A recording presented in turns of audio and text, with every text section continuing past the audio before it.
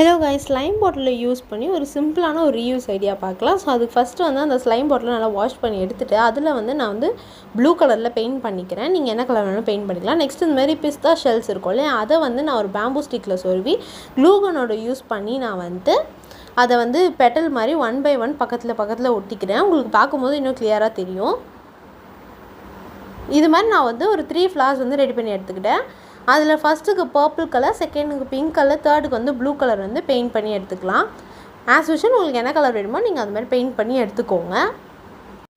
இப்போ நான் நெக்ஸ்ட்டு வந்து க்ரீன் கலரில் கலர் பேப்பர் யூஸ் பண்ணி இது மாதிரி ஸ்டெம் மாதிரி சுருட்டிட்டு அது கீழே இருக்க பேம்பூ ஸ்டிக்கில் வந்து நான் இந்த சுருட்டினதை வச்சு ஃபிக்ஸ் பண்ணி ஒட்டிடுறேன். தென் வந்து கிராஸ்க்காக கொஞ்சமாக க்ரீன் கலர் பேப்பரை இது மாதிரி கட் பண்ணி வெளியே தொங்க விடுற மாதிரி ஒட்டிட்டு அதுக்கு மேலே வந்து நான் 3 தெர்மாக்கோல் பால்ஸ் வந்து ஒட்டிக்கிறேன்.